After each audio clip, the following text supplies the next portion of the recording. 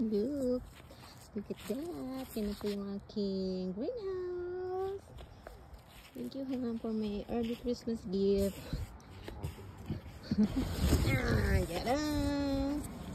So, set up na po namin. Wow! Wow daw sabi ng busok ko. Thank you, Han. Hello, everyone. Ito na po yung aking greenhouse. Malapit na po siyang matapos. Inumpisahan po namin siya kahapon. Inabot po kami ng gabi. Kaya, ayan.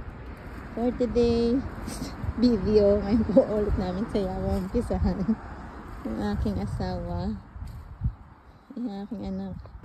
Kailangan po namin siyang matapos today kasi tomorrow is babalik na po ulit siya sa work. Monday morning balik po niya sa work. Ayan, my greenhouse. Yan po yung early Christmas gift niya sa akin. Ayan, inanuhan po namin ng yung guhit para po aming hukayan, dahil ibabaon po namin siya dyan para yung foundation po niya ay maging matibay. Hindi po siya basta-basta madadala ng hangin kapag malakas ang hangin. Ayan, ako po ay maghuhukay muna.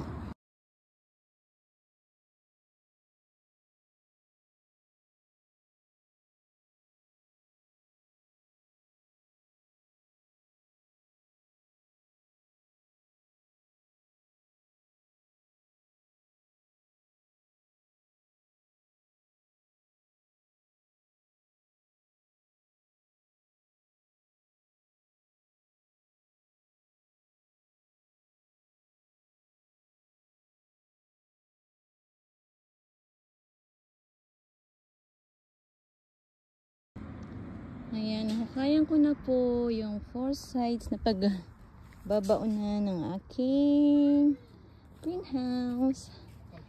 Ayan po siya. Okay, Han. Ayan po, oh. Ililibing po ay ililibing. Ibabaon po namin dyan para maging matibay yung kanyang foundation. Ayan po. Pagod po ako paghuhukay. Ay, Lord. Bunsa. Pawisan na ang lola nyo. Yay! My greenhouse already set up. Ayan, katulong po ako ng aking drawing pagsa-set up niyan. Ang size po niyan ay 15 by 6.5. Di ba? Hindi nalalamigin ang aking mga tomato plants.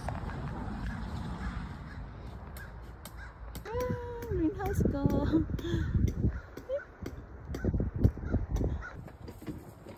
Ayan na po.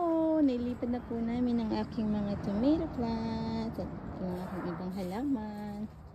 Ang aking ginger, San Francisco.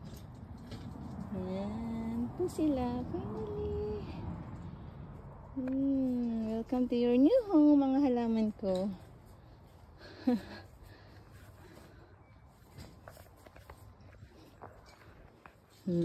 There's more space.